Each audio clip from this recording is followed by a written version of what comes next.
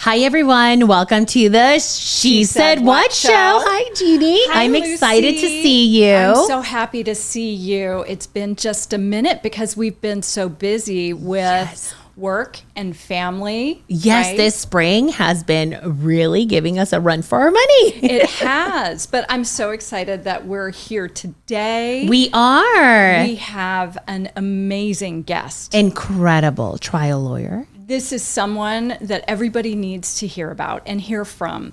Her story is phenomenal. It's inspiring. She's 100%. a powerful woman, and what she has gone through and persevered after is really incredible. Her name is Bibi Fell.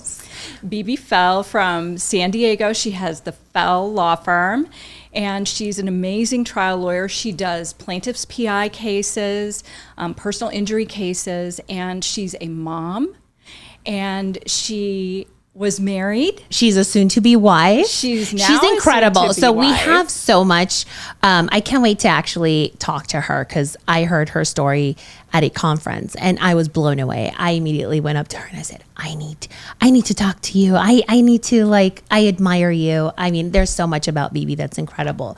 But yes, so everybody who's listening has to stay tuned to hear this story. They have to hear the story because Bibi was going along being one of the top women trial lawyers in the country, married with 2 kids, and her youngest daughter was diagnosed with cancer. And that is tragic and tumultuous enough. For any parent, right? Yes. But after going through that process, and thank heavens her youngest daughter, Maddie, is great. She's going to tell us all about that. She has a very modern family, which Very is modern. admirable. Her husband or ex-husband is transgender. Right. And I mean, And what more of a happened- modern family? What happened was when they were going through this challenge, right, with Maddie, and confronting this, was her husband let her know. They were living as a traditional family. Her husband let her know that he was transgender, and she's going to talk to us about that. And this is all happening at the same time. And so the incredible ability of Bibi Fell to process all of this, handle it, and still be a top trial lawyer Yes. and mom is amazing. And everybody needs to hear this story. She's thriving, especially, you know what's important?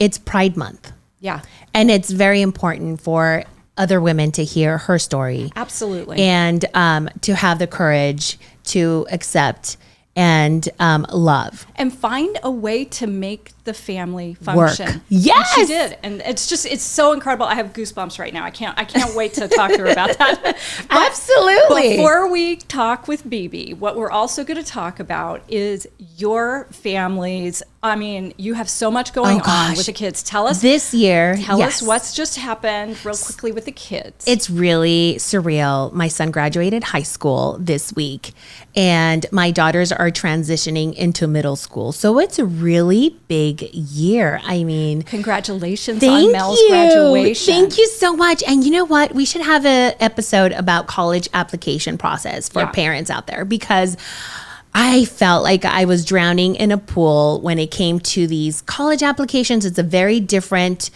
situation than when we went to college. Totally different. It's very different. Yeah. So I think it would be great to give parents tips on what to do, what not to do, how to pressure your kids, how not to pressure them. But so I'm so proud of my son. I mean, he should be. And where did he decide to go to school? he decided to go to UC Santa Barbara. Yay! Yes! Congratulations. Thank you. And you know what? I'm happy because he's away, but he's not too far away. Yeah. Yeah. And, you know, I'm very proud of my son, Mel. He graduated with like high honors, principal awards, English honors, STEM cohorts. I think it was like 6 to 8 awards that he received. And I was there crying. Of course I you didn't were. think that was going to be happening, but I was crying. Those are such incredible Happy tears. accomplishments. Yeah. Yeah. For your family, for Mel, because it really is a family achievement, right? Yeah, well, you know about it because you went through this last year with Tessa, who just came back. Our daughter just came back. She, of course, selected Syracuse University last year. Woohoo! Go Orange. So she has just come back from her freshman year where she was incredibly successful. She was on the Dean's List the first semester. So proud of her. And she's going into forensics. My girl is going to always have a job and be able to support herself, which is huge. And we always want our kids to be able to do, right? You know, I was addicted to Dexter. So I can see her doing this. She is not what Dexter was doing at nighttime, but during the daytime. Yeah. She's going to figure it all out. And she's really into the blood spatter. So, like, that's incredible. I love it. I love it. My son would probably pass out when it comes to blood. But anyhow. And our son got his first job. So he started that as well. And his girlfriend graduated from LMU and they went to Spain. And so the kids have been doing great, right? How is this happening? You look so young, Jeannie, to talk about college kids. I'm now in that field and I'm like, I can't believe I have a kid. You are so young. Yeah. So, but then let's also talk about the incredible accomplishments for Axe Law. Oh my God, this spring. It's been one after another in terms of the firm's accomplishments. Listen, first of all, the accomplishments would not be able to happen if it wasn't a team effort. So what we decided to do this spring is take all of our employees, their spouses, and their children to an all-paid, expense-paid vacation to Cabo. And it was a total of 155 people. And that's huge. It's huge. It was 4 days, 3 nights. It was incredible to bond and have that experience. And, you know, it takes a group effort to make that goal. Yeah. You know, it's a team effort. But and Lucy, you planned the whole thing. I did. You are Wonder Woman for Axe Law. You just are. Listen, when I gave my husband the idea, he gave me a look like he wanted to kill me. He's like, what are you talking about? And I said, listen, I'd never heard of a firm doing something like this. They always take their superstars. Yeah. You know, it's never like that. You never have the superstars. Yeah, the paralegal, the receptionist, the assistants, the legal assistants. Yeah. It's a whole group of people that make it happen for a trial lawyer to make it happen in court. So a couple of days later, he said, you know what? You're right. Why not do that? You know, everybody comes to work, puts their little grain of sand into this, and it happened. You did it. It happened, and it was exhilarating. And I told my husband, maybe we can do this again next year for everyone. Oh, how exciting! I'm gonna have to try to finagle an invite. Yes, I mean it was amazing. And then at the same time, you know, my husband was featured in the LA Times.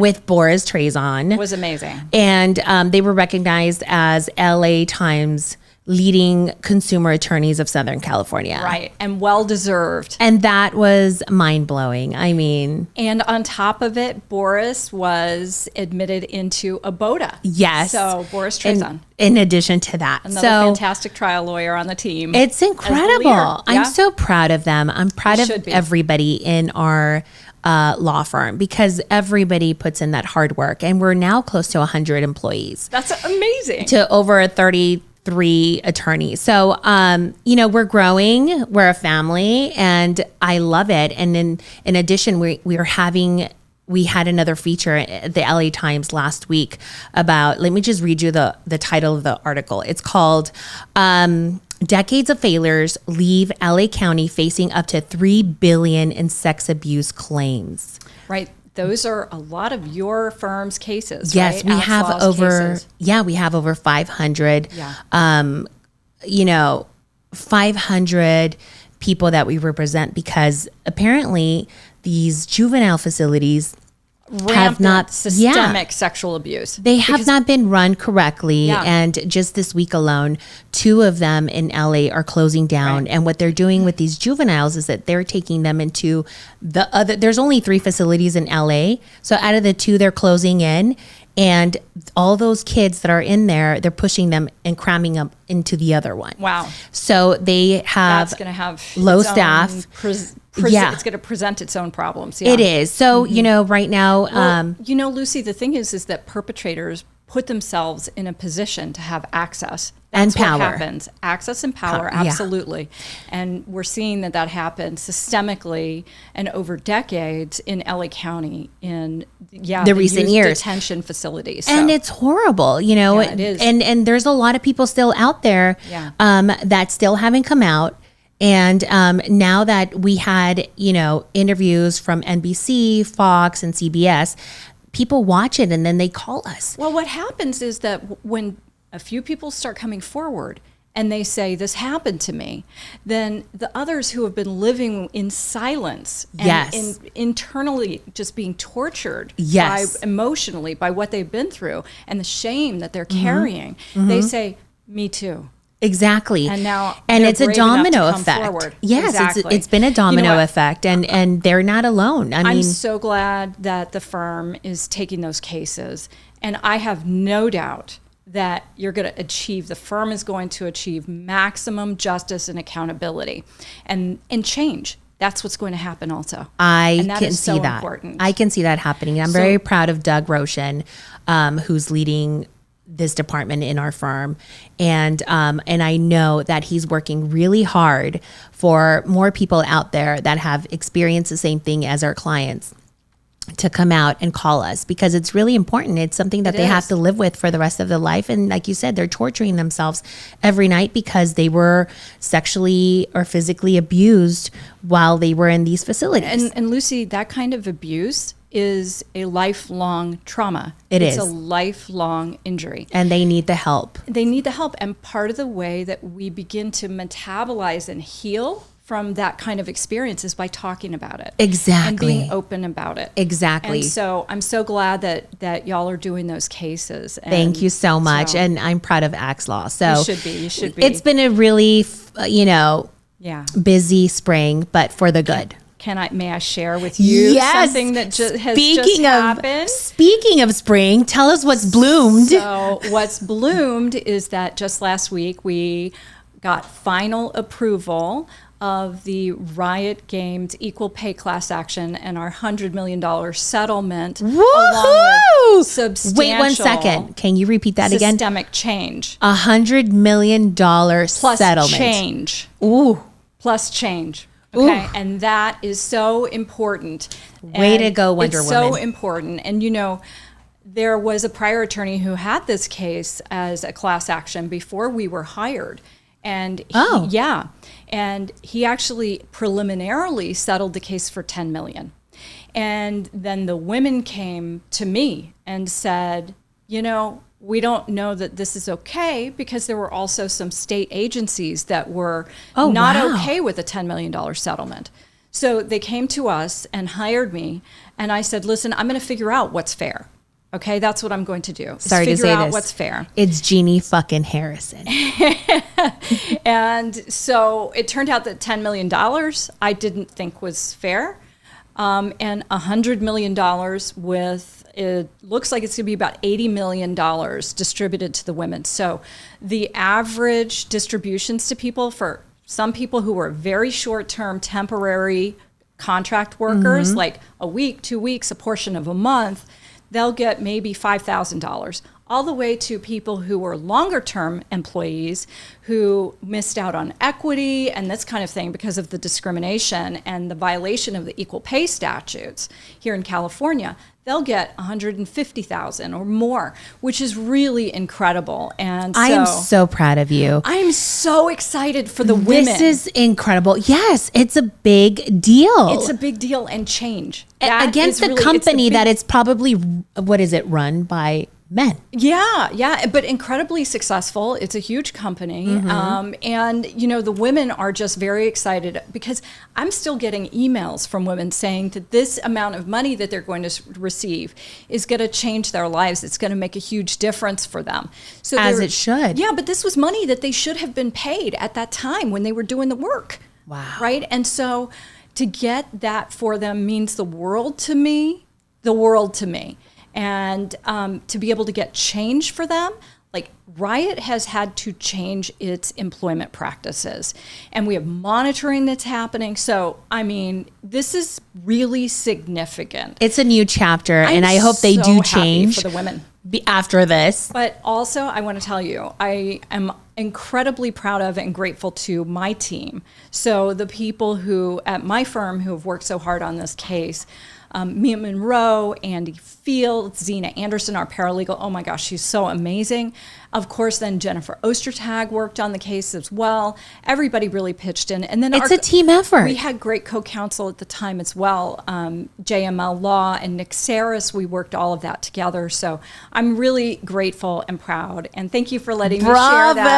Bravo! Do we have a sound effect to give you a round of applause? I mean, change. Jeannie, That's what we want. honestly, we're about the change. I'm so proud of you. And I think all the women out there too, whenever they come to your door knocking, because you honestly give everything you have when you have a case or a client. You give it your all. So congratulations. Thank you. I love you. And to you too. I'm so proud of you. Listen, we have to celebrate our successes, right? You do. Both of us, and our firms, our families, our colleagues, because if life we is too don't, short. we need to say, you know what? You put in a lot of hard work, Yes. and this outcome is significant, and it's going to make things better for human beings. That's the reason why we do this work. It is. And you know So- what? A lot of people don't know that trial lawyers hibernate like bears. When it comes to court, they go, they disappear, they concentrate, they have to read every document, prepare themselves. So they hide from their loved ones, from their friends, from work. It's very And consuming. it is. And you concentrate on that. So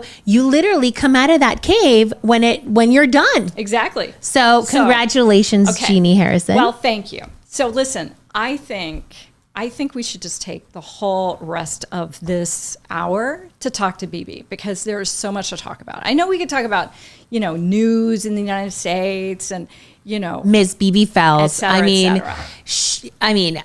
I think we need an extra more than just 1 I hour. think we need like a weekend just all together. Okay. Especially that it's Monday today. Yeah, I know. And I can't thank BB enough for being with us. Yes. On So the holiday please- weekend on Memorial Day. And Absolutely. I would like to say a few words about my friend BB Fell, if that's okay with you. Of course. Okay, just a of little course. bit of an introduction. I've known BB for I don't know how many years. But how are you going to introduce her? She has a long repertoire. I mean, Okay, she has well- a great cases. She's a hardworking trial lawyer. But go ahead. This is what I'm going to say, is that BB Fell came in my life when I first saw and met her, was when she came up on the stage and was teaching. And she was teaching trial skills. And I think she may have been demonstrating an opening statement. And she was an absolute force of nature. And I was transfixed watching her and learning from her. Everything she does is so well crafted, thought out, and impactful as a trial lawyer. I mean, she's a person that, if God forbid, I had a situation where I needed a lawyer like her, I would be proud to be represented by her. That She's says an a lot. incredible Wow. human being. Okay. And so here's the deal. She comes out on the stage, and what you hear and learn from her about how to be a trial lawyer is totally captivating. So it is no doubt, it is no surprise that BB Fell has a record-setting $105 million verdict herself as the trial lawyer. Say this on a again. case. $105 million verdict. Woo! Yeah, as the trial lawyer. So $5 million more than my settlement. Okay. So that's a lot. There are not many people who get verdicts in 9 figures. It's extraordinary. It's very difficult. It reverberated across the country when she got that verdict. And it was well earned and deserved and justifiable. So she has been a lawyer for going on 20 years. She really is a top trial lawyer. She's in a BOTA. She teaches everybody as trial lawyers. She is a top professional in San Diego, across the state, in California, and across the country. She teaches all over the country. She's also a partner in Athea Trial Lawyers, which is a revolutionary collective of top women trial lawyers from across the country. That's incredible. Who banded together, right, to create a firm where their mission is to support women lawyers and have women lawyers have more access to the courtroom, to support women lawyers and to try cases themselves with one another and with other lawyers as well. Debbie Chang, Randy McGinn, Zoe Littlepage, Lisa Blue, Charla Aldis, and BB Fell are Athea trial lawyers. They have a company called Slide Girl. She's probably going to talk about that too. Ooh, I would love to hear about that. BB does everything. She's a amazing. mom. She's a mom. She is Engaged. So I think with that, I want to say welcome to BB Fell. We're Welcome, so BB. excited for you to be here. I know. Welcome. Thank you so much for having me. And we know that you are in Tennessee right now, correct? I am. Yeah, enjoying the holiday. That's wonderful. Thank you so much for being with us, honestly. So, BB, I mean, I gave a little bit of an introduction about you and who you are. And I mean, frankly, I'm just raving over and over and over again, nonstop, ad infinitum about you. But tell us about your kids. Why did you become a lawyer? I just want to hear some history. Wait, how long have you been practicing law? Because honestly, BB, you look so young. Well, she is. You look so young. I mean, tell us what night creams you're using or what you're eating. You know, here's what it is. TGIF, thank goodness I'm Filipino. I owe it all to my mother. Genes. It has to go with genes. So lucky. So how many years have you been practicing law? I've been practicing since 2004. So going on, touching 20 years almost. That's incredible. And BB, why did you want to be a lawyer? So I have wanted to be a lawyer since I was 4 years old.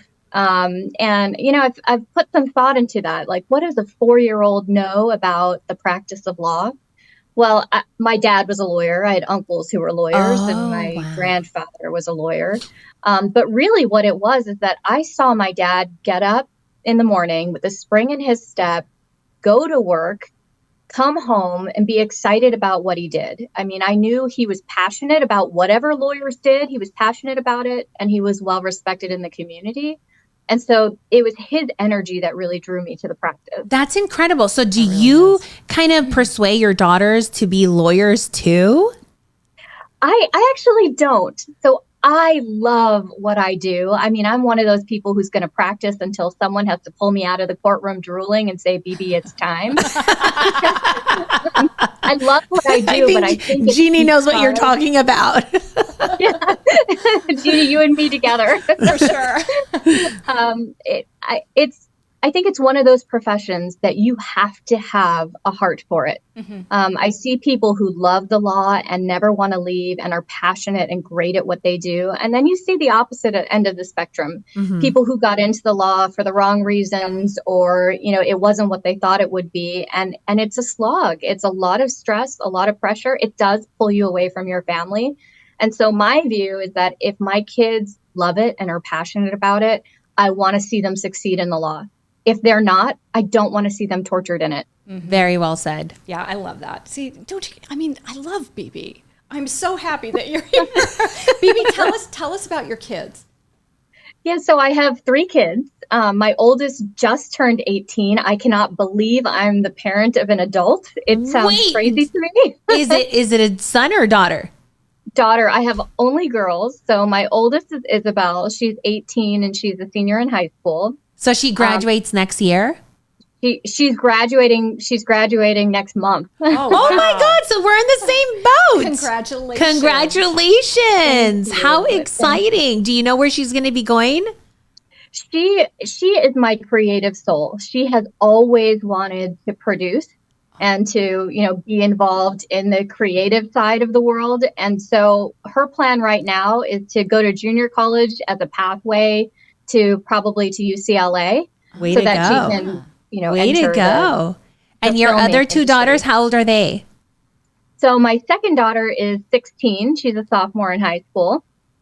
And then my third daughter, her name is Madeline, and she is 7 years old.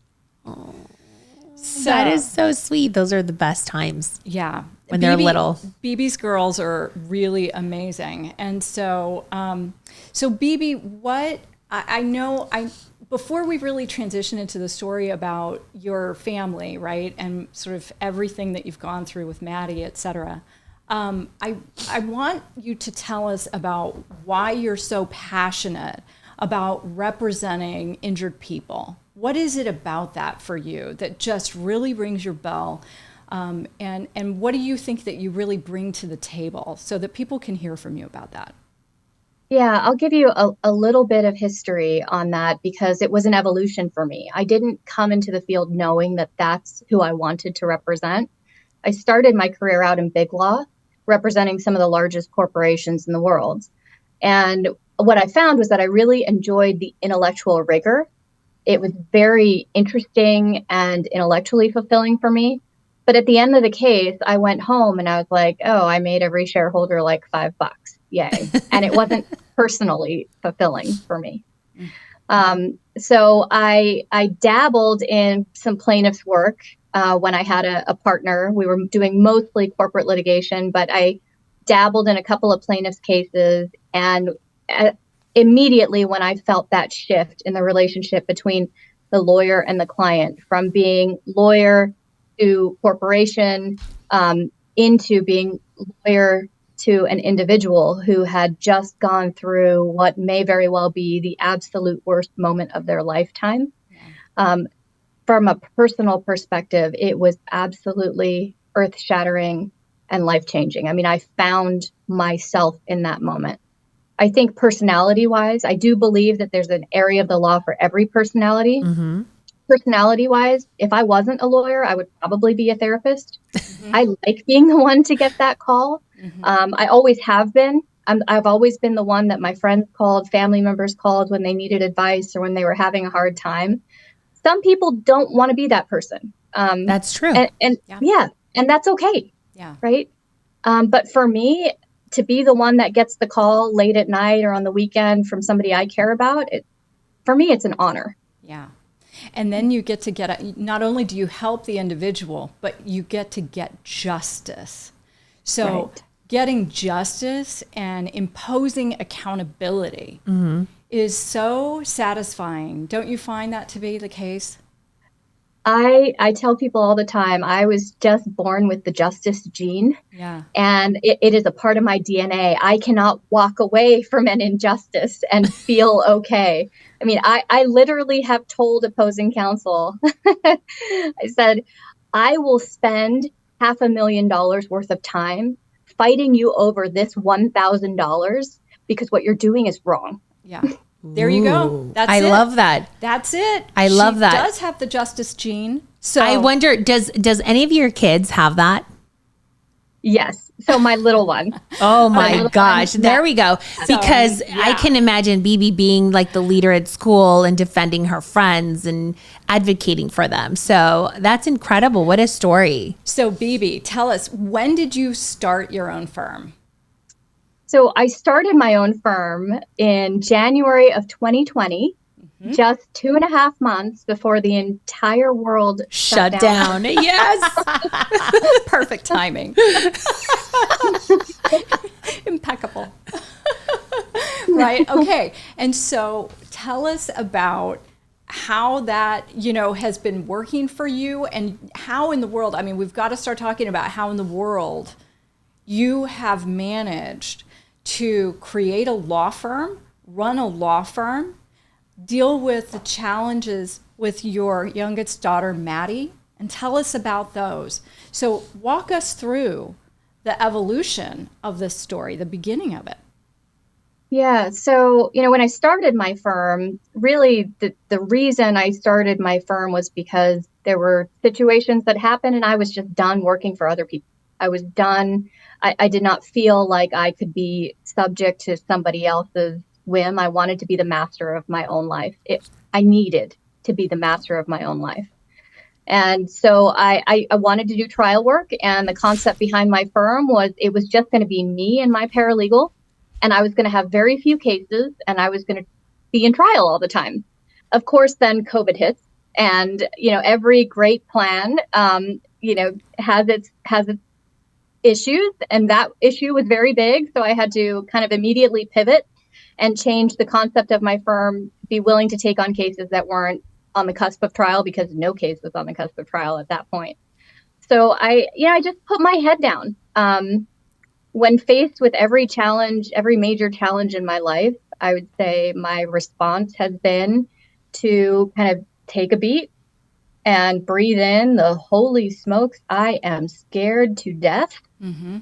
And then after acknowledging that, feeling that for a little bit, saying, okay, well, what do I need? What do I need to do? Because failure is not an option. So I put my head down at that point and just worked really, really freaking hard to make my new business And that's work. the key. Yeah. I think when people start their business, they have to be hungry. They want it. They have to eat, breathe, and live their business. And as BB was saying, starting off a new business, it's not always easy for people No. to do that. So I think it's a moment in their life that they just come into their senses and say, this is what I need to do. And I will work and do anything possible to get to Z. Right. And I think, I think because of Instagram and the celebrity society, everything, I think people interpret things as being easy. It's right? not easy. Business is easy. Making money is easy. Or when people say you're Everything's lucky. easy. Or you're lucky. No, it's hard work. It's hard work. Hard day in work. and day out. Exactly. Every week of every year, and you keep going. But not only, BB, were you starting a law firm on your own as a woman lawyer, your own small business, but you had an absolutely earth-shattering discovery with regard to Maddie, right? So tell us what happened. So it was January 18, 2021. We were just under a year into the pandemic, and it was time for Maddie to have just her annual physical. She seemed totally healthy to us. So we took her in to see her pediatrician, and he did all the things they normally do. But she lay down on the bed, and he felt her tummy. That's when everything changed. He got silent. He looked up at us, and he said, I feel a mass, and I am concerned about it. And then, to be honest, I don't know what he said. Oh my God. Because my mind immediately went to the possibility of cancer. And so I had to stop him, and I had to say, I don't know what you're saying to me right now. I just want to know how much I should panic. Wait, And so he your said- daughter was in the room when this was happening? Yeah. Oh my Yeah, she was God. on the bed. Yeah, my 16-year-old was there too. I actually took them both in for a joint appointment that day. So my 16-year-old was there, my then husband was there, and then my daughter was laying on the bed being examined. And that's such a simple exam, because when I take my daughters, that's something that you're just like, oh, it's normal. But for a doctor to immediately be able to tell that it was a mass, that's incredible. That's incredible that he found that at that moment, because you just think to yourself, that's such a simple routine that kids go through. Right. So from there, what happened? So he told us that he did not want us to leave the office until he had an appointment for an x-ray and an ultrasound. And, at this point, we're both totally panicking. It was a holiday, and I can't remember which holiday it was, but everything was closed. So I will say, up until this point in my life, I was not the person who ever asked for a favor. I gave of myself to a lot of people out of love and out of just it being an honor to be able to be that person. Mm-hmm. But I was unwilling to ask for anything myself. And this was the moment that changed that, because I had to for my daughter. So I called an expert that I had worked with in absolute tears, told him what was going on. He said, give me 5 minutes. He called me back 5 minutes later and said, all right, I called a friend who is going to get you in. They're going to keep their place open late just so that they can fit Maddie in tonight. So That's incredible. that's what we did. It gives you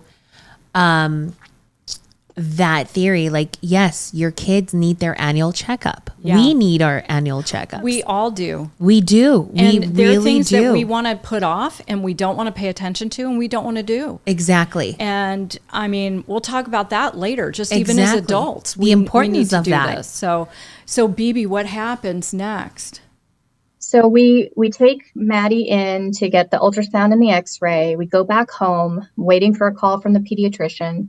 He calls at about 10:30 at night, and he says, "Good news is we didn't see anything in the lung X-ray. The bad news is there is, in fact, a very large mass. In fact, it's so large that it's pushing up against her organs, and we can't tell where it's coming from. Oh my God. And not only is there one mass, there are three." So at that point, we were pretty darn sure it was cancer. And I just flat out asked him, I said, "This is cancer, isn't it?" And he said it probably is. Did your daughters have any symptoms before just going to her annual checkup? You know, in hindsight, right, we did notice that her belly was big. In fact, if you go back into my Facebook, a few months, I think, before this happened, I have a picture of her standing up next to a tree. We were playing hide and seek at a park, and all you could see was her tummy sticking out from the tree. And I made a joke about it.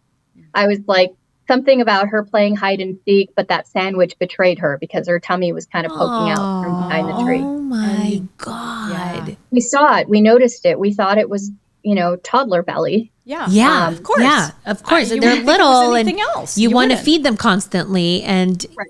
that's, oh my gosh. So you then had to embark upon a course of discovery and treatment.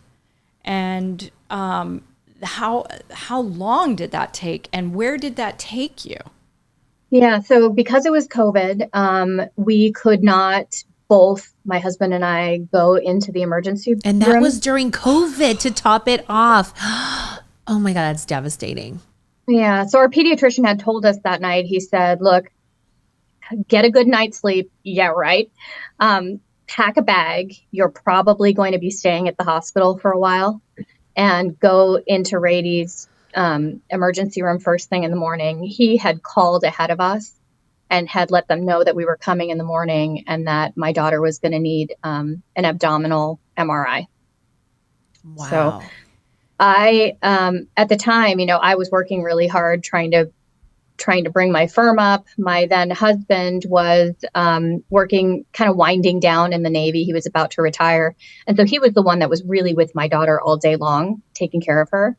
And so I felt like he was more of her support person than I was, and that what she needed was for him to be there, even though I emotionally wanted to. Mm-hmm. So the two of them went to the emergency room together, and I just waited in the car until we heard. That's so difficult. I'm sure that was really difficult for you. That's incredible. That is difficult as a parent or even just as a family member. Absolutely. You know, I can only imagine that feeling of How do you get powerlessness. through? Yeah. How do you survive? Powerlessness. Yeah. How do you make sure she can survive? So when is it that you actually found out that the diagnosis?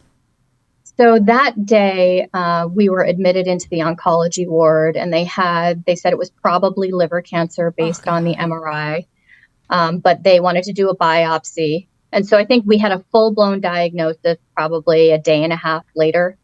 I remember the oncologist sitting us down, and it was like, you can't imagine that it's going to get any worse. But frankly, it seemed like it just continued to get worse and worse and worse. So they told us, yes, it's confirmed that it's liver cancer.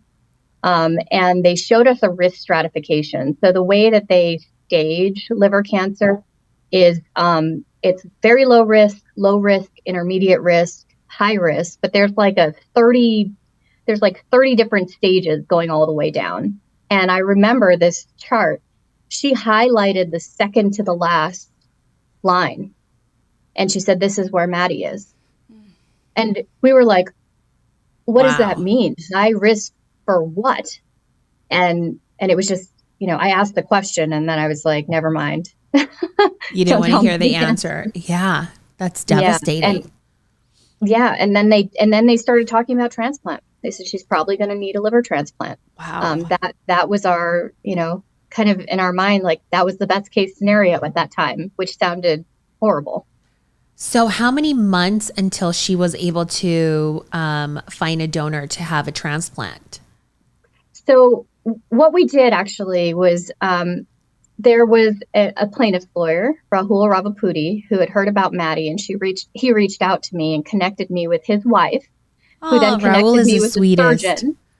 And that was when I first started thinking, wait a minute, just because this surgeon in San Diego can't do it doesn't mean that no surgeon in the world can do it. And so that started my path looking for the best team for her type of cancer, hepatoblastoma, literally in the world. I read every journal article I could get my hands on. I called every plaintiff's med mal lawyer. I called every pediatric expert that I had ever peripherally talked to and asked them all, where do I take my daughter? Because at that point, her diagnosis seemed so dire to me that whatever happened, I needed to know that I did absolutely everything. You were going to leave no stone unturned, just like when you represent your clients, right? Right. I mean, this is your daughter. And at the same time, were you working? I was. I had a team at that point. I had done well and hired some people on.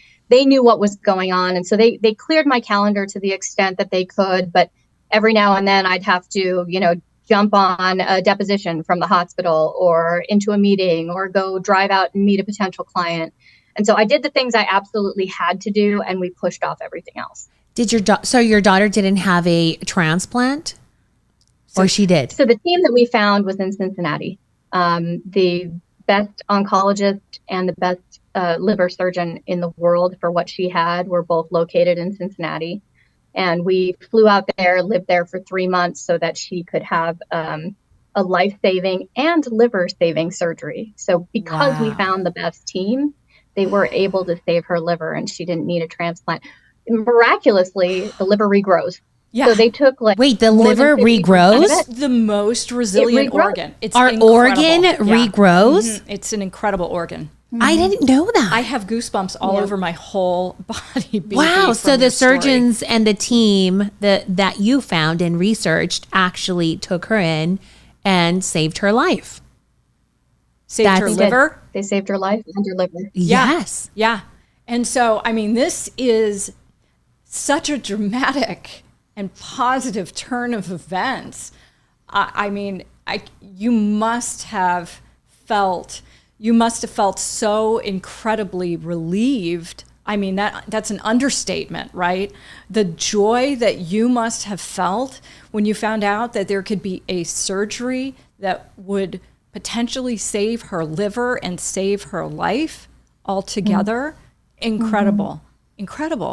That's mind blowing. I mean, I cannot even imagine. It really hammered home for me the value of expertise, and there in every field, there's a difference between the people who are competent and the people who are true experts. Yeah. And what hospital was that, BB? Cincinnati Children's Hospital.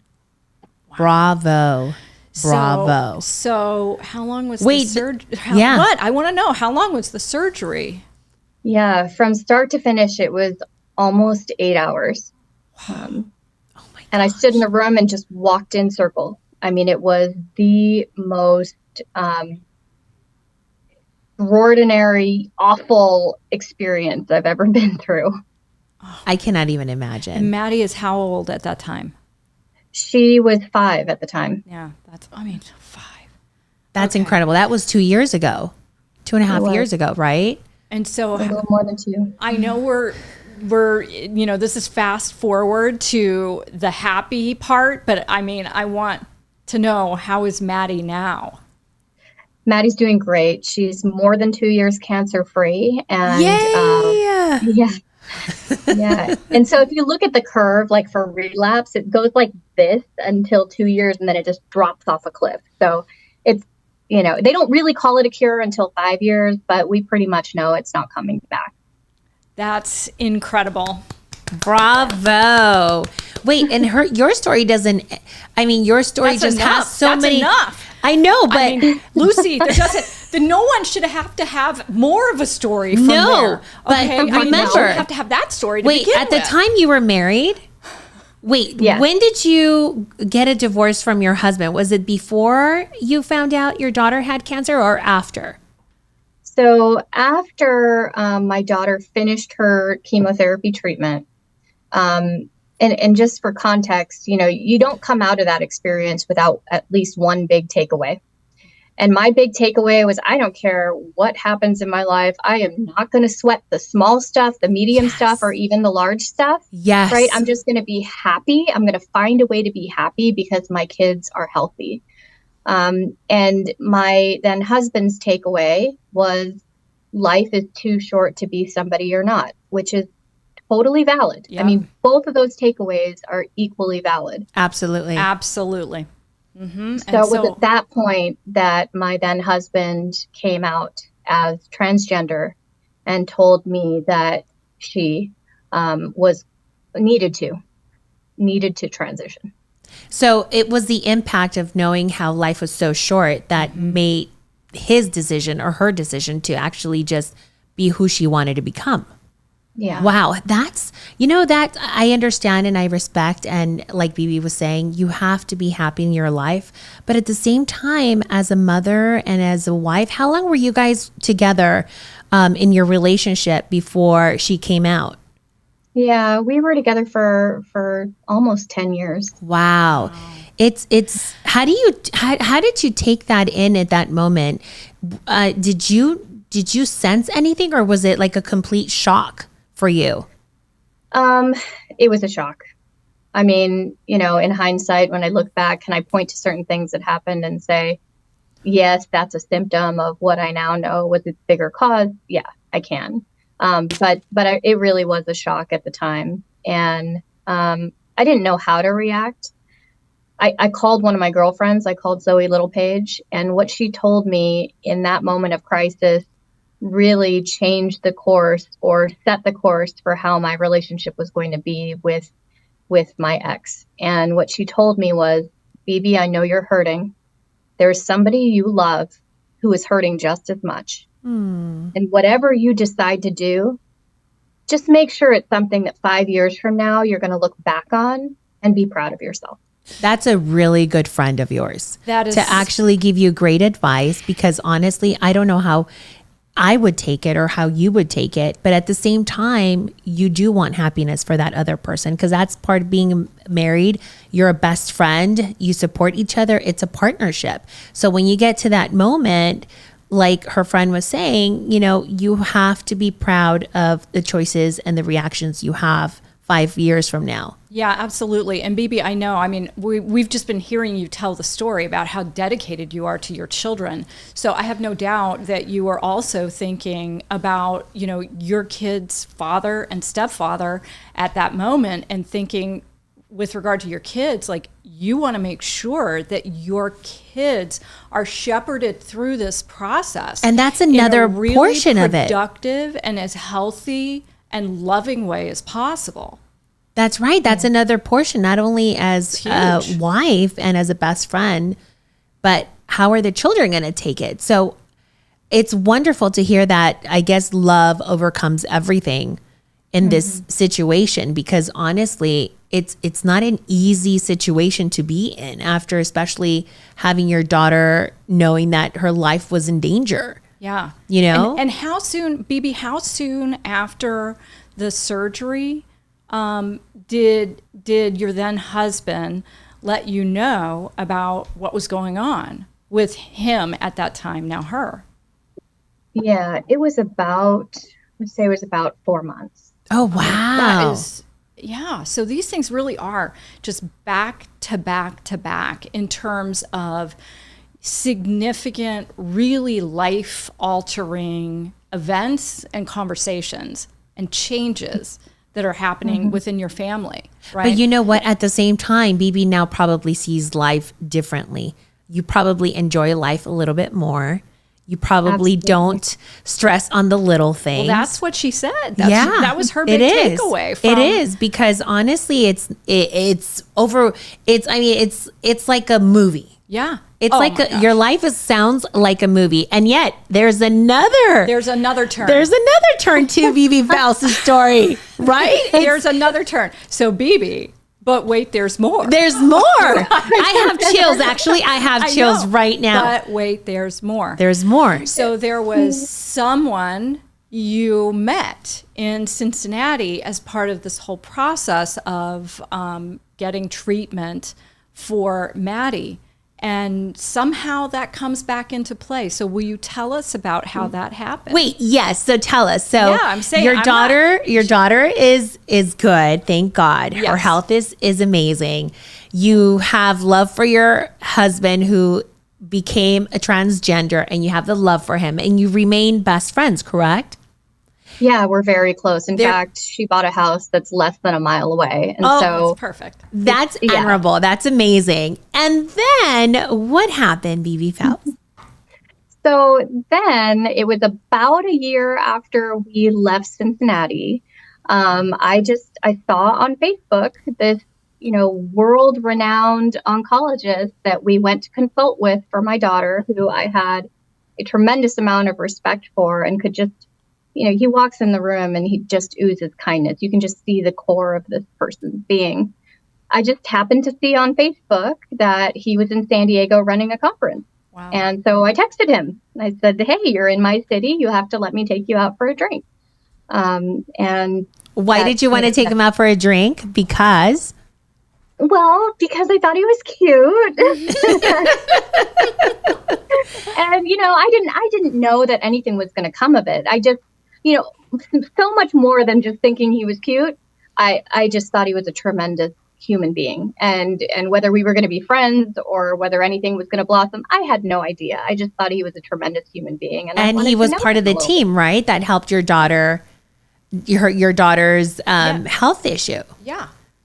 Right. So anyway, we have now been dating for well over a year, and I am going to marry the man that saved my daughter's life. Woo! Oh my gosh! Show us the ring, please. A happily ever after. Look at this. It's another chapter of her happily ever after. This is wonderful. Again. This I is have like goosebumps again. BB, I don't want to write your script for the movie, but I may want to produce this movie of BB Phelps. I mean, honestly, It's incredible. your story is movie quality. It's just incredible. The amount of strength that you have as a woman and what you do, like what you both as lawyers do.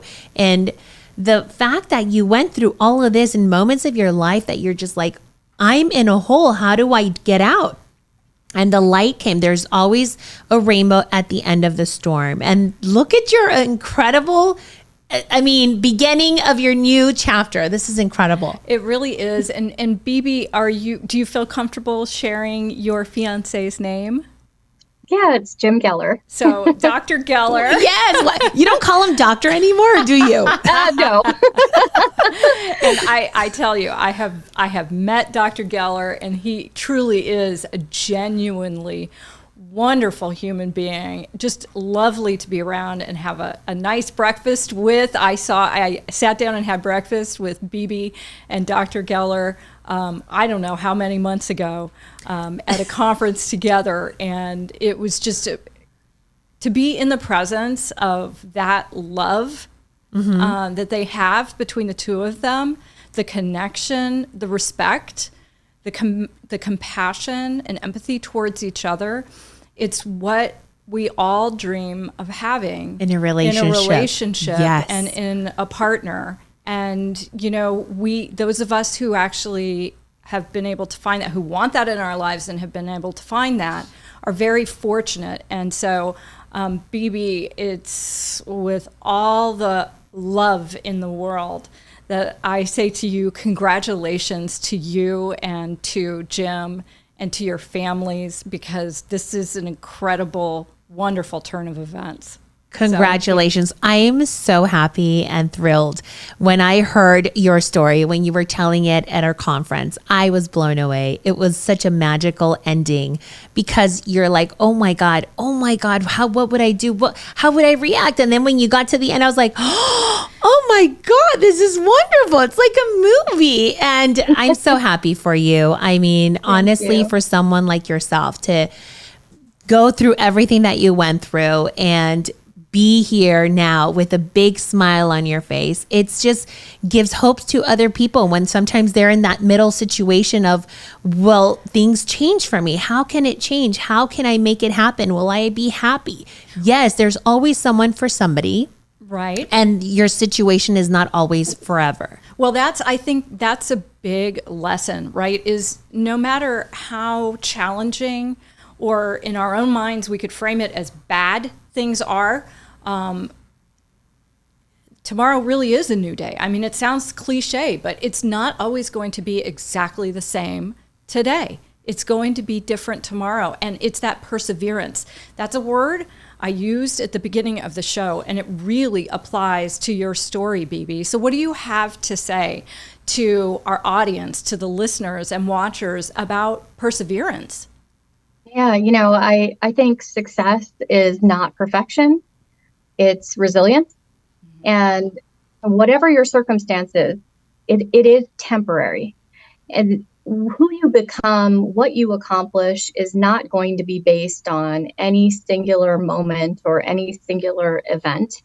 It's going to be based on what you learn from all the events you accumulate in your life, what you do with it, and just the fact that you get up and try again, that you go to see another day. Yes, you get up and you clean your knees and keep walking. That's it. Congratulations, BB. Congratulations, Listen, thank you BB. so much for being here with us, sharing your incredible story, your incredible life, your personal life, your professional life.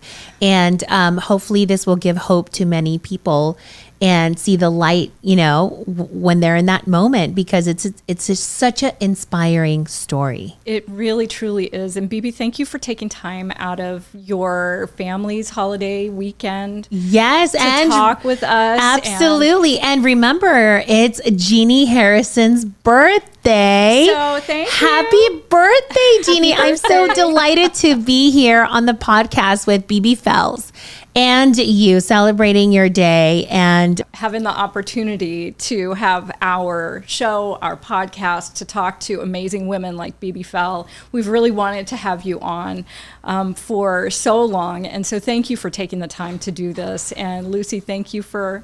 Happy birthday to you.